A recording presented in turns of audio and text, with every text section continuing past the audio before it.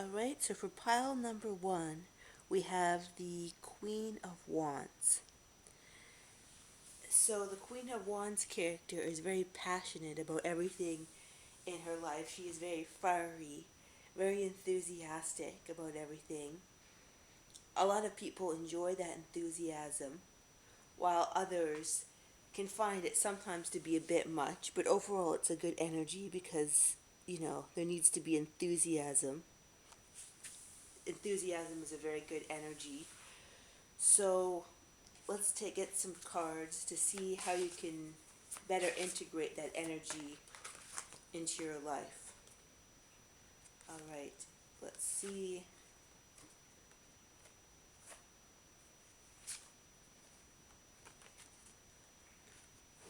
I got the cards accept what is dying and take a step back.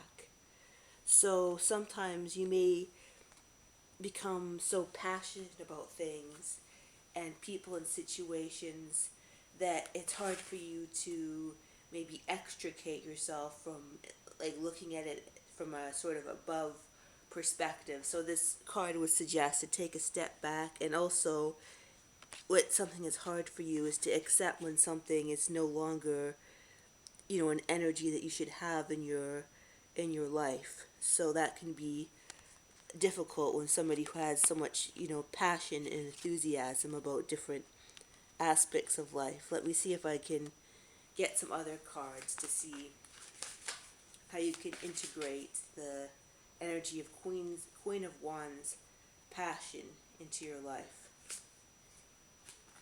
Rejuvenate. So maybe you want to sort of access the energy of calm once in a while, like the opposite to the energy of passion and excessive passion, which is a good energy, but sometimes there may be a need to balance that energy with some rejuvenation, some sort of cool yin energy type activities, like maybe yoga, or just taking a walk around a body of water seems like something that would be good for you.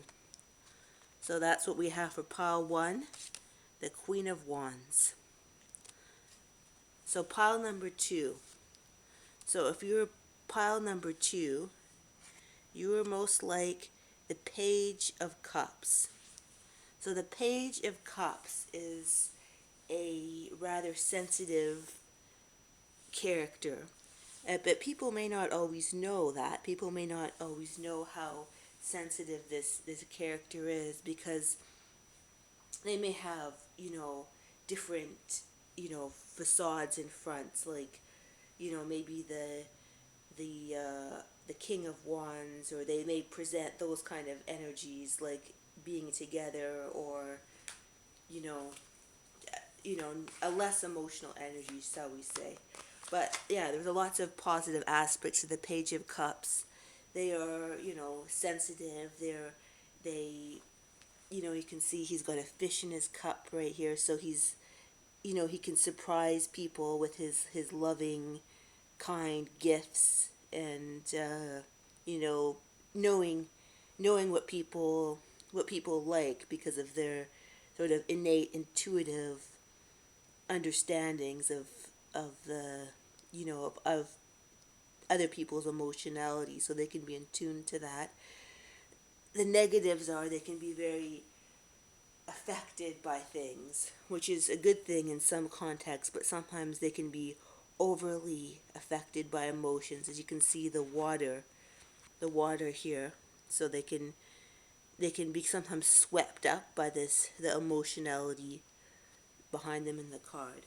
So let's see if I can get some cards that can tell you how to integrate the energy of the Page of Cups into your life to balance it, so to speak. All right, so the first card I have is Be Decisive.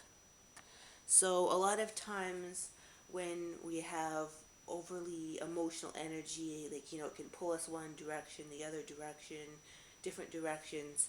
But be decisive. When you access, you see this card. There's a man, and he's got a knife, and cutting a pear in half. When we have that kind of energy, in our life, sometimes it can be advantageous in certain situations. Let's see another card.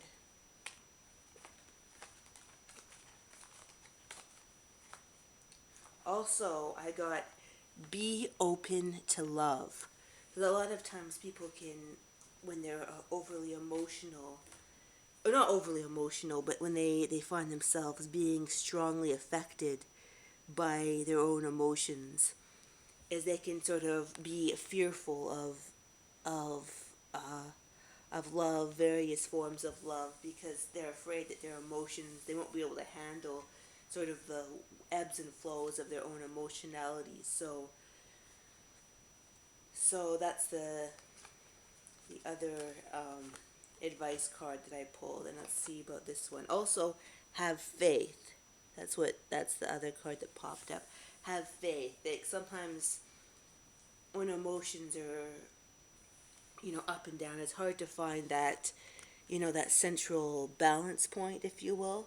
And as you can see here, this seems to be a very stable card. It's got a square, stable sort of sense to it, and he's just walking through the door, just with a sense of faith about the future. So that's the other energy that the Page of Cups for this reading seems to want. So that's all for pile 2. Thank you for listening. Now let's move on to pile 3. So we've got the Knight of Swords. So there's a lot of different, you know, energies you can pull from this card, but you can see he's a character, the Knight of Swords. He's quite fearless. He's not afraid to boldly, you know, go forward into, you know, fighting different battles, which is a good thing. Especially, I mean, what I can get from this card too is that he's not afraid if somebody's,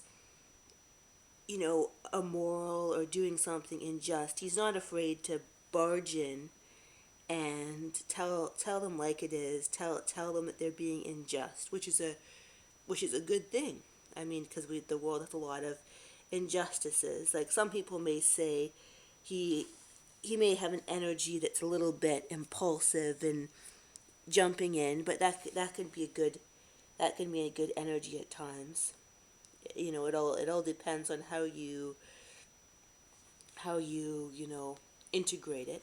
So I'll get some cards from the deck here on how to integrate that energy into your life. So I'll shuffle, and then I've got this one and this one. So I've got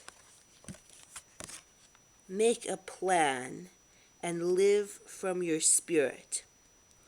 So this makes sense in the context of this card because oftentimes his energy is very, if you just look at the card, it's very, strong and almost, some might say, impulsive. So making a plan could maybe be a way to temper that kind of energy. Making logical plans so that one can more channel this powerful energy in a planned direction, if you will. And also live from your spirit is important because being a sword suit, he can be very, very caught up in his intellect, which can be a benefit, but also he may need to access, as you can see, there doesn't seem to be any water, emotional energy in this card. But so sometimes the energy of living from your spirit and accessing that energy could help balance out his strong, passionate, bold, intellectual energy. All right, thank you for listening. That was pile number 3.